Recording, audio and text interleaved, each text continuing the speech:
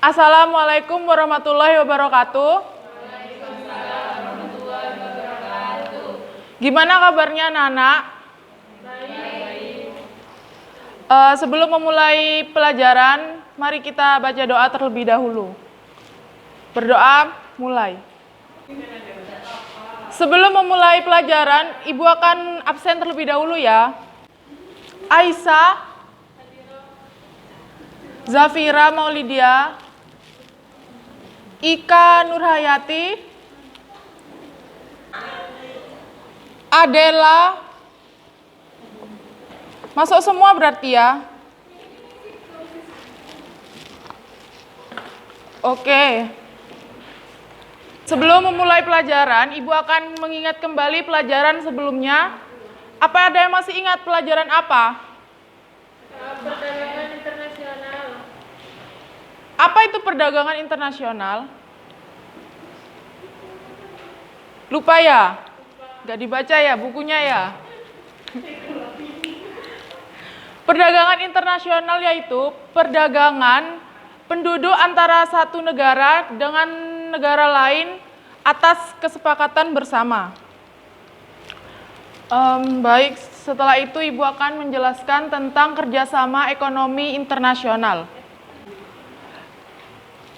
Baik, tujuan Ibu mengajar kerjasama ekonomi internasional yaitu supaya kalian bisa mengerti kerjasama antara negara-negara yang ada di dunia. Di sini ada lembaga kerjasama ekonomi internasional. Lembaga kerjasama ekonomi internasional ada 5. Yang pertama, ASEAN. ASEAN itu Association of Southeast Asian Nations. Adalah organisasi kerjasama internasional yang diikuti oleh 10 negara di Asia Tenggara termasuk Indonesia. Yang kedua, OECS. OECS itu Organization Eastern Caribbean States. Adalah organisasi antar pemerintah yang bertujuan untuk meningkatkan kerjasama dan integrasi ekonomi. Yang ketiga, OPEC. OPEC itu Organization of the Petroleum Exporting Countries. Adalah organisasi internasional yang terdiri dari negara-negara pengekspor minyak bumi. Yang keempat, IMF. IMF itu International Monetary Fund, adalah organisasi internasional yang anggotanya terdiri dari 189 negara. Dan yang terakhir, APEC. APEC itu adalah Asia Pacific Economic Cooperation. Forum bagi 21 negara di lingkar Pasifik. Sekarang Ibu ingin kalian membacakan ulang bahasa Inggrisnya dari setiap lembaga kerjasama ekonomi internasional. Siapa? Aisyah.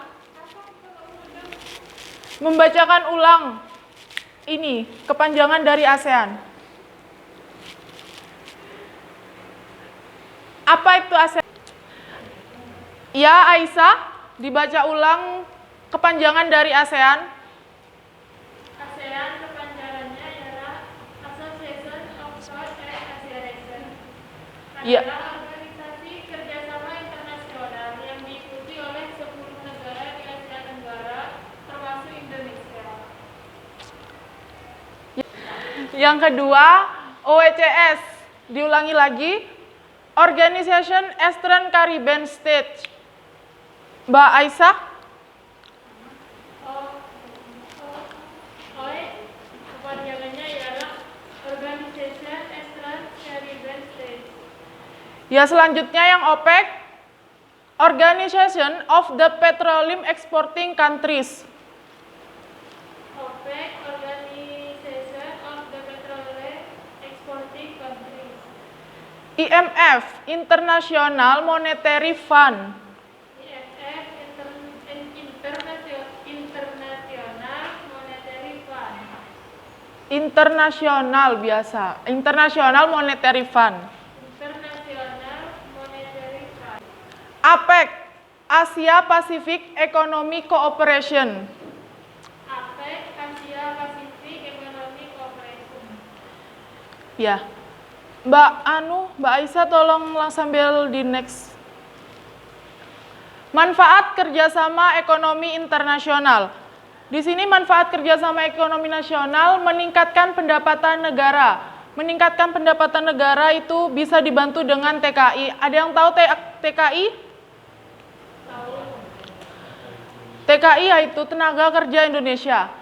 TKI mendapat gaji dari luar. Jadi orang Indonesia kerja di luar dan mendapatkan gaji mata uang luar. TKI mendapatkan gaji dari mata uang di luar dan ditukarkan di Indonesia, yaitu bisa mendapatkan pendapatan negara. Selain itu, juga bisa dari kegiatan ekspor impor. Ekspor impor juga dapat meningkatkan pendapatan negara. Yang kedua, menjaga kestabilan harga dalam negeri. Menjaga kestabilan harga dalam negeri ini, kita bisa melihat harga pasar. Di dalam kegiatan pasar itu ada permintaan dan penawaran. Yang ketiga, memperluas ketersediaan lapangan kerja. Memperluas ketersediaan lapangan kerja bisa dari meningkatkan kegiatan ekspor. Dari itu, lapangan kerja juga akan meningkat dan menambah pendapatan negara. Yang keempat, mempercepat pembangunan nasional. Mempercepat pembangunan nasional, kita bisa meminjam dana dari luar untuk membangun tol, pembangunan yang ada di Indonesia. Dan yang terakhir, ahli teknologi. Teknologi sekarang itu kan mengalami peningkatan. Nah, jika kita bekerja sama dengan negara lain, kita juga dapat meningkatkan teknologi yang ada di Indonesia. Sudah, next. Bentuk kerjasama ekonomi internasional. Bilateral. Bilateral adalah kerjasama ekonomi yang melibatkan dua negara, yaitu Indonesia dengan Singapura atau Indonesia dengan Swedia. Regional adalah kerjasama ekonomi di beberapa wilayah tertentu, contohnya ASEAN atau negara Eropa. Yang ketiga, multilateral. Multilateral adalah melibatkan banyak negara dan tidak terikat oleh wilayah atau area tertentu. Contoh kerjasama ekonomi multilateral adalah OPEC, WTO, dan IMF. Yang terakhir, antarregional. Antarregional adalah kerjasama ekonomi antara dua kelompok kerjasama ekonomi regional. Contohnya kerjasama antara ASEAN dan ME. Apa Ibu ngejelasinnya kecepatan ya? Enggak. Oh iya. Lanjut. Di sini Ibu punya contoh kerjasama ekonomi internasional yang up to date. Ibu akan membacakan dulu yang ada di PPT. Ketua Komisi 1 DPR Miotia Hafid meminta pemerintah agar aktif mendorong negara-negara di dunia untuk meningkatkan kerjasama internasional dalam penanganan COVID-19. Pukulan terhadap perekonomian akibat pandemi COVID-19 di negara masing-masing melahirkan kebutuhan kerjasama demi penyelamatan ekonomi. Dampak negatif akibat pandemi ini salah satunya adalah muncul rivalitas antara negara besar dan meningkatkan ketidakpercayaan terhadap institusi global seperti WHO. Indonesia perlu mengembangkan sektor kesehatan nasional melalui kerjasama riset dengan negara lain. Sebab Indonesia juga tidak bisa bergantung terus-menerus kepada negara lain dalam pemenuhan ketersediaan kebutuhan alat-alat kesehatan. Jadi, di sini pada masa pandemi COVID-19, Indonesia bekerja sama dengan negara lain untuk mendapatkan ketersediaan kebutuhan alat-alat kesehatan. Kan di Indonesia alat-alat kesehatannya itu terbatas, jadi Indonesia bisa meminta bantuan kepada negara lain untuk meningkatkan ketersediaan kebutuhan alat-alat kesehatan.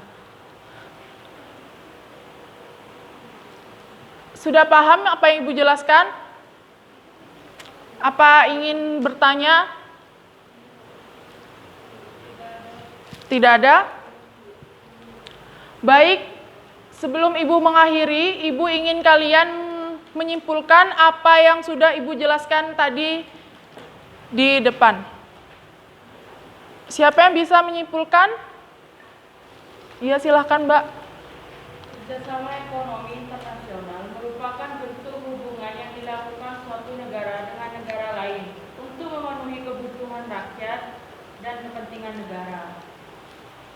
Ya, benar sekali apa yang disimpulkan oleh Mbak siapa? Mbak Oh ya, Adel. Mbak Adel. Jadi kerjasama ekonomi internasional yaitu kerjasama antara negara dengan negara lain untuk memenuhi kebutuhan rakyat yang ada di negara tersebut. Oke, terima kasih.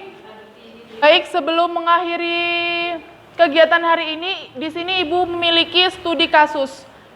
Di sebelah, next. Studi kasusnya, pertemuan APEC Beijing, Indonesia, tekankan isu konektivitas. Jadi nanti kalian memahami studi kasusnya, setelah itu di sini Ibu memberi pertanyaan, ada pertanyaannya, silakan. Pertanyaannya ada 3. Dikerjakan di kertas folio biasa, nanti pertemuan selanjutnya dikumpulkan ya. Baik, Ibu akhiri pertemuan hari ini. Mohon maaf apabila ada kekurangan. Assalamualaikum warahmatullahi wabarakatuh. Waalaikumsalam warahmatullahi wabarakatuh.